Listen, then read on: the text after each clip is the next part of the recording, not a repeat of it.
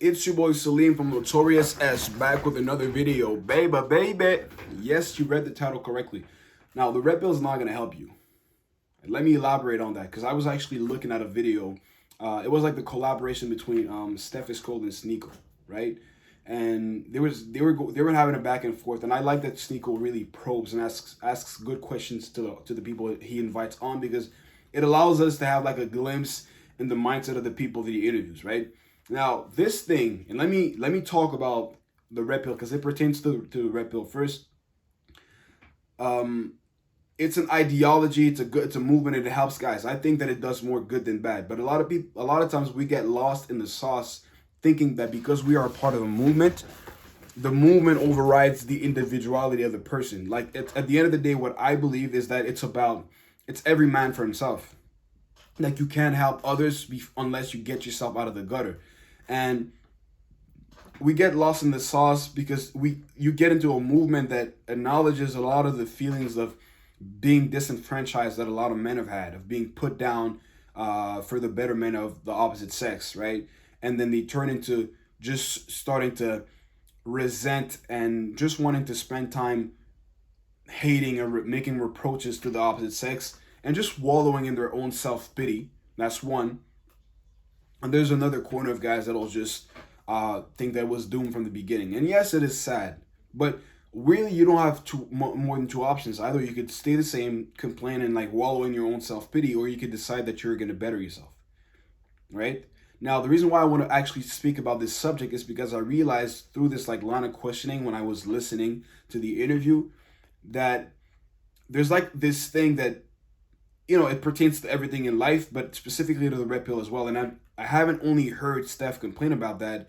Even Myron from like Fresh and Fit, he had an interview lately. It was in Romania, I believe, and he said the same thing.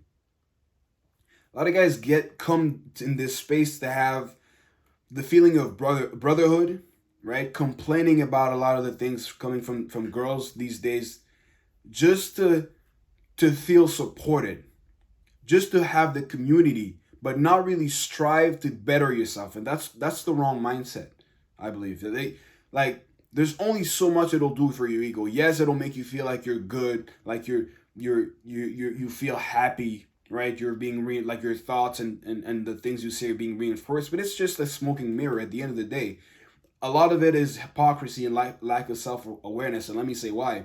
Because these same guys that will go on the platforms complain about the behavior of the modern woman will then go after these shows like Fresh and Fit's After Hours and shit and support the women who display the behaviors that they say they don't like. You understand? Or if they'll just stagnate within that environment instead of striving to get better. And when Sneeko asked Steph, like, what's one thing you learned about being in this space for like 6 to 7 years? Because I think a lot of people forget, like, Steph Cole is not an overnight success. I think he was uploading since he was like 17. He's now 25. It's at least been between 6 to 8 years. And shout out to that. Just that alone is really a lot of perseverance, you know what I mean? But he was like, it's not like it took him a lot of time to be able to put the finger on what it was that he learned within all these years. It's like it was in the back of his mind, on the tip of his tongue, and he said it directly, right? He said he realized a lot of guys are capping, meaning a lot of guys are lying about what it is that they truly want. He said guys will come into this space, ask for my help, say that they want to get the job, they want to lose the weight, they want to focus, move out on their own, strive to become successful, put in the work every day, but he sees the opposite being done. They truly don't want it. And to me, it always made sense, because whatever endeavor you choose in life, whatever path, there's always going to be much more people just talking a good game than people living it in the trenches, going for what they want. So I wasn't surprised. But it's this specific phenomenon is like, it's a big thing in the red pill movement. It's a lot of guys just refusing to take action, feeling better only criticizing and talking as opposed to doing action. But you know what? This thing, like, the whole movement relies on guys wanting to claim back their masculinity. One thing about masculinity is it's tightly tied to accountability and taking action, right? That's what we are. That's who we are as men. We take action. We build things. We create systems. We create societies and all these things. But how can you want, you know, the traditional rules and shit if you're not really ready to take action as a man? And this to me was more of a wake up call and like exposing a little bit of hypocrisy or contradiction within that. Is like, if you really want that, how come there's so many guys not taking action? And I understand this is like kind of looking over a lot of the issues, but to a certain degree, if we're gonna be honest, nobody gives a shit about your excuses. I'm so like, I try to be compassionate because I understand that a lot of guys are suffering.